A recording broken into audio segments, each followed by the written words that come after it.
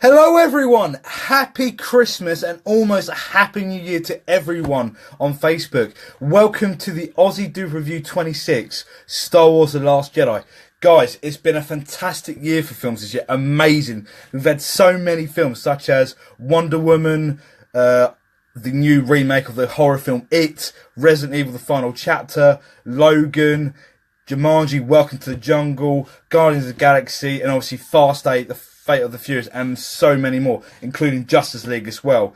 Tonight, obviously, to end this year perfectly, as some films have been released recently, is The Greatest Showman starring Hugh Jackman, and also Pitch Perfect 3. So it's actually not a bad end to start the end of 2017, plus a fantastic start to 2018. So tonight's review is based on one of the most anticipated films of this year, Star Wars The Last Jedi. From the filmmakers themselves, it was considered this year, it's considered to be the 5th highest ranking film of this year. It's also made over $870 million worldwide. It's considered to be the best Star Wars film since The Empire Strikes Back. So considering, that's a lot of tension, a lot of admiration for Star Wars, considered to be the best, you know what? It's always unquestionable to say which Star Wars film is always the best one. So I'm going to kick off the plot. If you haven't seen the film at all yet, I recommend not to read this review, or if you have, beware there are spoilers ahead. So straight off after Force Awakens, there's an attack. After the attack on Starkiller base, General Leia Organa evacuates their base and Rebel fleet when the First Order arrives. The resident ships are able to jump to hyperspace. However, they are shocked. They are able to be tracked through hyperspace using a tracking device, which is found on actually a really weird place on the Supreme Leader, Snoke's ship, who we get to see in this new film. Kylo Ren and 2 TIE fighters both turn up to blow up the bridge where all the resident high command is, including Leia Organa, and also a new character called Vice Admiral Haldo, who is played by Laura Dern, who is actually famous for playing Professor in the original Jurassic Park film back in 1990, starring Sam Neill and also Richard Attenborough, which is fantastic. Kylo Ren can't bring himself to destroying the bridge because obviously his mother's still on, because there's a force connection between the pair of them, because bear in mind Leia still has a force connection because obviously she's the same daughter as Anakin Skywalker, and Kylo Ren can't bring himself to destroy the bridge. However, the other TIE fighter does, unfortunately. Most of the high command is killed, but Leia somehow manages to survive and uses the force to drag herself back near to the one of the doors, and basically Poe Dameron, one of the best fighter pilots of the Resistance, finds her, and basically she's knocked out for majority of the film. Eventually, Finn finally woke up from his accident against his fight against Kylo Ren in the first film, against his lightsaber duel, and also BB and a new character, Rose Tico, embarks on a plan to disable the tracking device on the leader Snoke's command ship. So basically, eventually, Rey finally meets Luke Skywalker on the remote planet Act 2, who he decides he's going to throw his father's lightsaber just off the cliff. Luke refuses to teach Rey the teachings of the Force due to his failures of the Jedi, he believes, and also he feels he's got self-exposed exile from the Force himself. That's why he won't teach Rey at all, due to his failures with Kylo Ren, and also starting up a new Jedi Order. At this point, Kylo Ren and Rey start having telepathic conversations to talk about different accounts, how from being Ben Solo to how he became Kylo Ren. Rey thinks Kylo can be redeemed and leaves the Snoke's ship, but before that happens, Luke finally admits that he sensed the darkness of his grandfather, Anakin Skywalker, in Kylo Ren, and how Snoke got on hold of him. He had a stern moment when Kylo was asleep. Luke initiated his lightsaber colour, and then he turned it off. Then Kylo Ren saw him just by turning over and brought down a whole bunch of rocks on top of him and Luke. Luke was knocked out, obviously, and by the time he wakes up, his Jedi temple was completely burnt down, and the majority of his Jedi students that he found have been killed. So, but we don't know whether a majority have joined him on the Knights of Ren, which hasn't been answered actually in this point, and also, or whether he killed some of the Jedi whilst burning down the temple. After Rey leaves to go and meet Kylo on Snoke's ship, basically Luke prepares to burn down the temple that that was actually the original first Jedi temple found in Uktu, a very remote place. Found the tree was originally, I think, if I remember correctly from seeing it, it was 6 or 7 books or textures about Jedi teachings, battle command movements, and all that stuff. Out of everything, before he decides to burn it down, a really, really famous character, Yoda's Force Ghost, turns up and basically destroys the temple himself using the Force to get lightning to burn down the tree. And basically Luke, and he encourages Luke to learn from his failure as a teacher. So because Luke has been so imposed in exile on the planet, and obviously the reason he came to Uktu was actually not to run away from the resistance or run away from the battle, was actually to die where the Jedi Order first started, because he believes that the end of the Jedi ended with Anakin Skywalker. He rebuilt it again. He feels it was right for him to die on the planet where it first all started, which is understandable. And obviously, because he felt like he couldn't train Rey, it was due to the amount of power that she showed when she placed her hand on the rock and all this rubble was appearing. It was the same amount of power that Kylo Ren first had. So he's very, very scared. And what was happening, Rey was showing a telepathic image of like a dark side area where she actually fell into to see if the planet would actually show her who her parents really were. They didn't. All it showed was a mirror version of herself, like numerous versions. So yeah, after that, Yoda said, it was the original Yoda puppet as well, played by Frank Oz back in 1981 when The Empire Strikes Back finally first came out. So the original puppet was actually the Force Ghost shown in this film, which is fantastic, by the way. Rey lands on Snoke's ship. She meets Snoke, who we finally get to see finally on the big screen properly without being through hologram, played by Andy Serkis through CGI, which is fantastic. Snoke uses his mental abilities with his Force abilities to try and find out where Luke is, but obviously Rey's still hiding the evidence from him, or the information from him. Rey finds out that the telepathic conversations between her and Kylo Ren was actually made up by Snoke, due to the fact that he planned that to destroy Luke, and obviously make Rey go against Luke, so she would go and find Kylo Ren. Basically, at this point, Kylo Ren is still in confliction whether he's on the light side or the dark side, which is, he's been like that in the first film, in the Force Awakens film as well. He wasn't quite sure, he had to live up to Anakin Skywalker's legacy as Darth Vader, and that's why he was still in conflict, because Rey sensed it, like Luke did back in the Return of the Jedi against his own father, Darth Vader.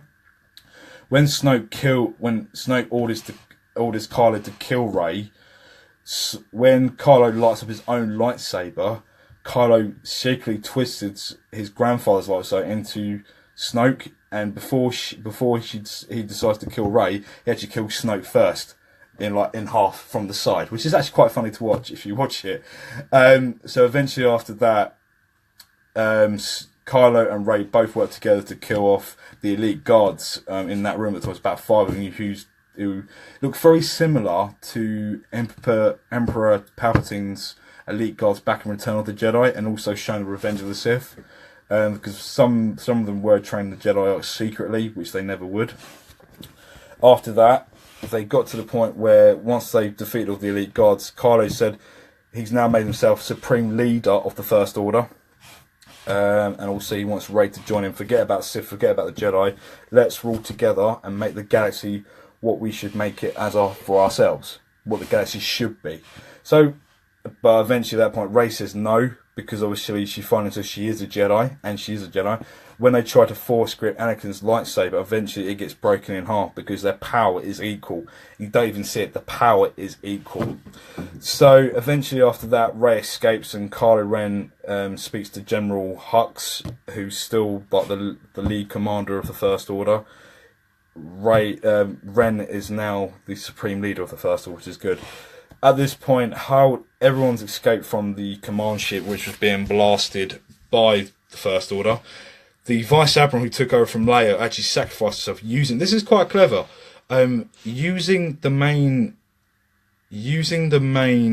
ship they were running away from in the beginning, she uses light speed to ram Snoke's ship and actually break it in half, which is fantastic.